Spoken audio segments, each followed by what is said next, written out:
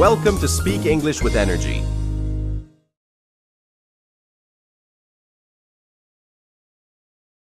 Hey everyone, welcome to Speak English with Energy. Hello, I'm Lisa, and I'm here with Victor today. We're talking about something that happens to all of us. You're in a meeting or speaking with friends, and suddenly you need a moment to think. But instead of pausing, you might say to fill the silence. Exactly. And it can make us feel less confident in our English skills. I remember when I was learning English, I'd say all the time. It was like my brain was racing to find the right words, but just came out instead. So today, we're going to explore how to buy time without saying We'll share some practical tips that you can use in your everyday conversations. And by the end of this episode, you'll feel more comfortable pausing without filler words. One time I was in a meeting and I had to think quickly. I needed a moment to gather my thoughts before responding.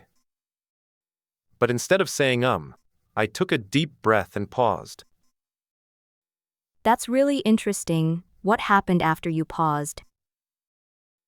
The other person started speaking, and it gave me time to think. It's like you bought yourself some time without saying Exactly, and it made a big difference in how confident I felt. I can see how that would work. It's a very natural way to pause. And it's not just about paused conversations, it can be used in presentations too. Imagine you're speaking in front of a large audience, and you need a moment. You can use that pause to take a sip of water or glance at your notes. That makes sense. It's all about feeling comfortable with silence. Right, and it's a skill that can be developed over time with practice.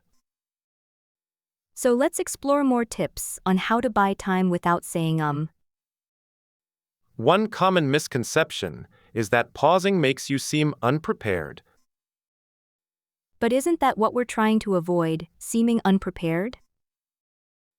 Exactly, but the truth is, a well-timed pause can make you seem more thoughtful.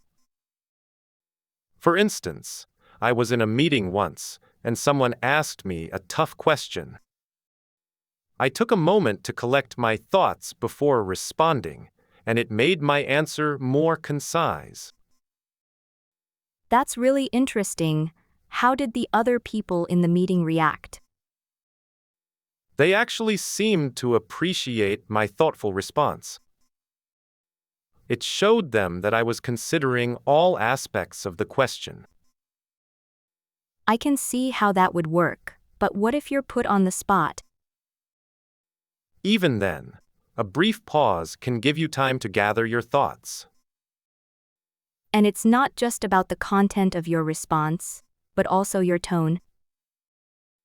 A pause can help you deliver your response in a calmer, more confident tone.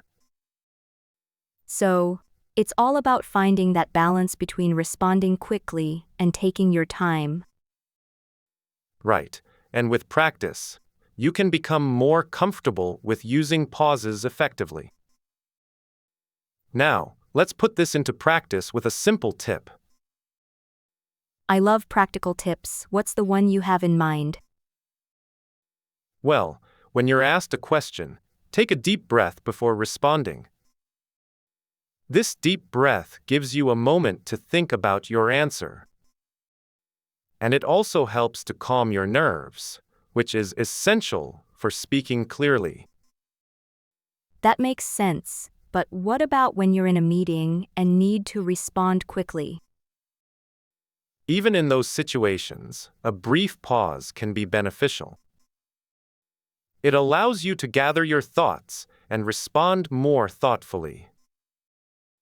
I've noticed that when I pause, I'm less likely to fill the silence with unnecessary words.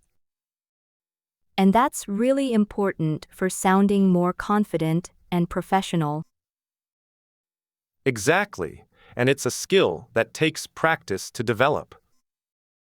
So, try practicing your pauses in low-stakes conversations this week. And don't forget to listen to how others use pauses effectively in their speech. By doing so, you'll become more aware of your own speech patterns and can make adjustments accordingly. I recall a conference where I had to think on my feet. The moderator asked a tough question, and I had to pause before responding. What was going through your mind during that pause? I was trying to gather my thoughts and choose the right words. And did you feel more in control after that pause? Yes, it helped me to clarify my thoughts and respond confidently. That's a great example of buying time effectively. It's a skill that can be developed with practice and self-awareness. Do you think our listeners can apply this to their everyday conversations? Absolutely, it can help them to communicate more clearly and avoid fillers. So, to recap, we've covered 3 main points today. First, we learned that pausing can be a powerful tool for buying time. Second, we discussed how to practice pausing in everyday conversations. And third, we talked about the importance of listening to others to improve our own speech patterns. I think one actionable tip that our listeners can take away is to record themselves speaking. By listening to the recording, they can identify areas where they can improve their pausing.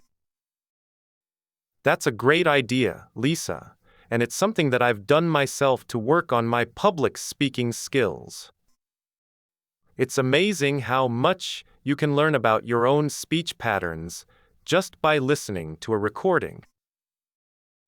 Absolutely, and it's a simple yet effective way to make positive changes. Well, I think that's all the time we have for today, and I hope our listeners found this conversation helpful.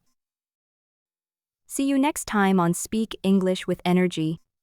Thanks for listening. If you enjoyed this episode, don't forget to like, share, and subscribe. Keep learning, keep growing, and keep speaking English with energy. See you in the next episode.